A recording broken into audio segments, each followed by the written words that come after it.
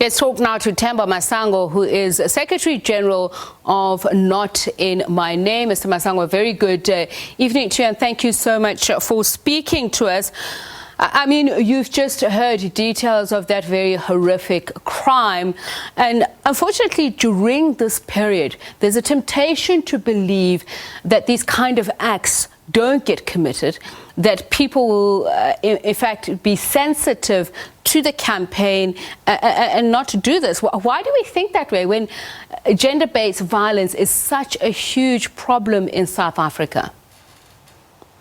Thank you so much, and thank you for having us on your show tonight. We are living in a pandemic of biblical proportions right now when it comes to gender-based violence. It is not just the coronavirus. It is the war that men in this country have decided to put on women of this country. You know, in some parts of the world, we are known as a rape capital of the world. Our femicide rate in South Africa is 5.1 times higher than anywhere else in the world. And it seems as though that, especially at this time every year, if you notice, it seems as though some men decide that we're going to escalate our violence towards children and women.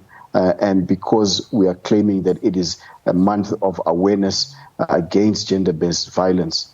And it is a real shame that we are having men who are slaughtering their own children. It is really terrible. And it's part of the reason why, as Not In My Name, we are mooting and calling for the castration of men who are found to be rapists of children and murderers of children and women in South Africa, where they are, found to be guilty of these crimes beyond reasonable doubt. What do you believe that will solve? Well, what we do believe it will solve is that it will give a definite turnaround, and there are stats that prove that this can actually work. In the USA, there are 9 states that are doing it, and in the Middle East, we know that it is done, and you hardly ever hear of people going out and blatantly raping young children and killing young children.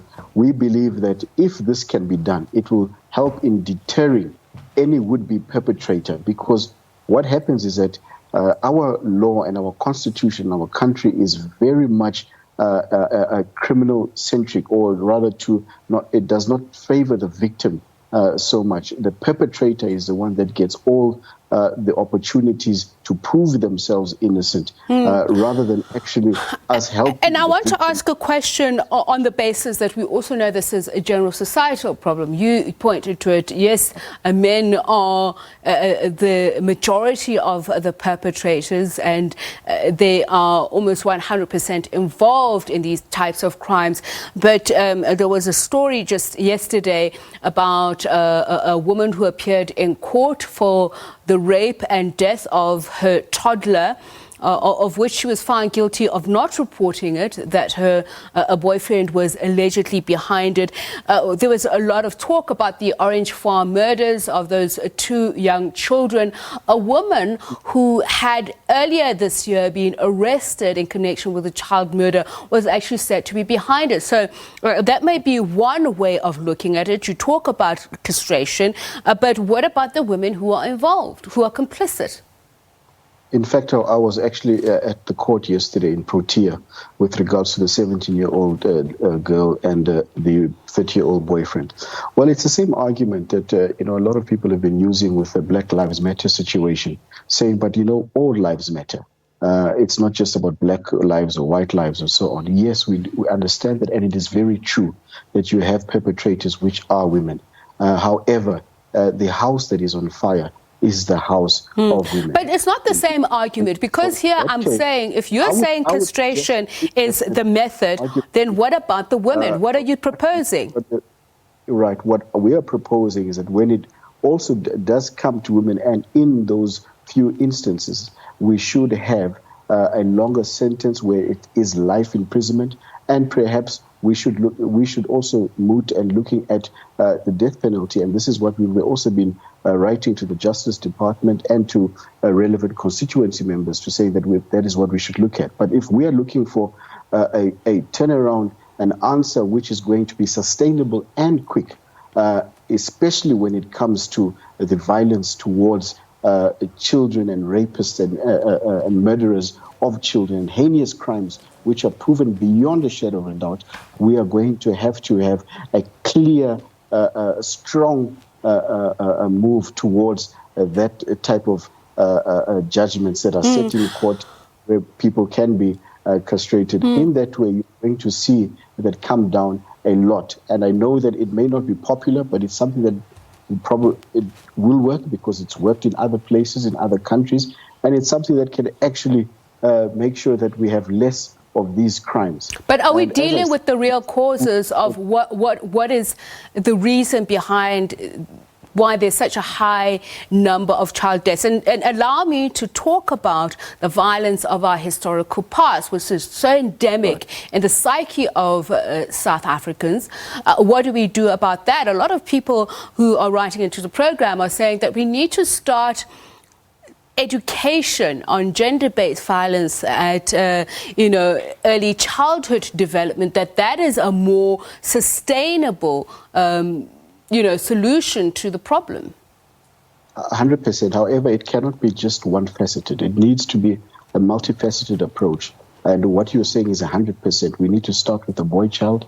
That's part of the reason why we've got a very great boy child program that actually runs at Not In My Name every single year, where we have young boys being trained in terms of consent, masculinity, toxicity, and what misogyny and patriarchy is, and how to actually be a gentleman in society.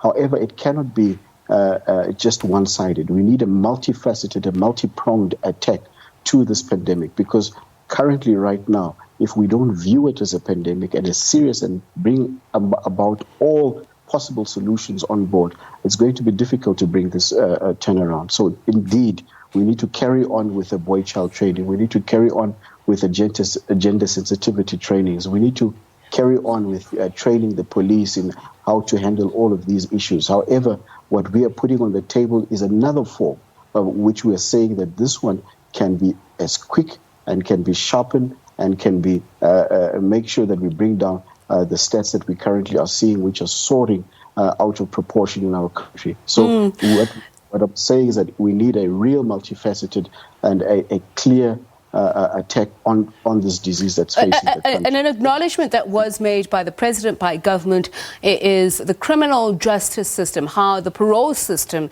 has failed child victims. So what can organizations such as yourself do just in the mobilizing of people? Because when there are these parole hearings, there are mitigating factors that are presented, and half the time it is that families of the victims or those who have been affected by the perpetrator's actions simply don't pitch up for these proceedings to speak out against that person being granted parole, to at least demonstrate why it is a tragedy to have them out of jail.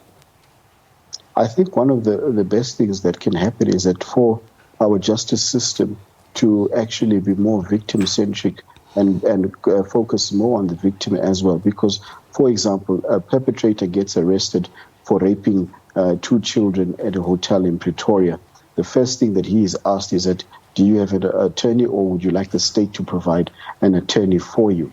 Nothing gets asked to the family of the victim, whether they can afford an attorney that will be able to be competent enough to stand for them, whether they've got the necessary assistance in terms of getting counseling and doctors. We are the ones as civil society and community that has to run around, actually get doctors for them, get counseling for them, and get a competent attorney to actually assist them in getting all the facts straight in court to get them right. I need to ask a final question before we run out of time.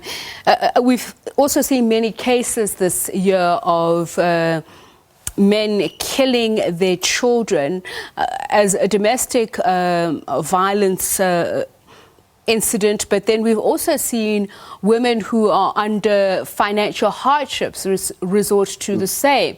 So there is that economic aspect of it. Right. So what can we positively do to help women in those situations?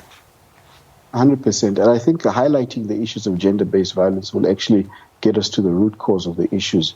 And most of the time are the socioeconomics. We have to, as a country, get our economy going again and making sure that we get people into work, especially when it comes to women, making sure that we've got equal pay for equal work. Those fundamental legislative laws need to be put back into place. We need to have a clear economical plan for the country to get people working on a daily basis, where we don't have a situation where you've got people who are foreign from this country and working here without and with jobs that don't necessarily need skills, like driving, like actually cleaning and so on, like being tellers in shops and so on. Let's make sure that we get our people in work first before we actually open up for others, so that we can actually have a better socioeconomic situation in our homes. And in that way, we'll be able to also bring down the scale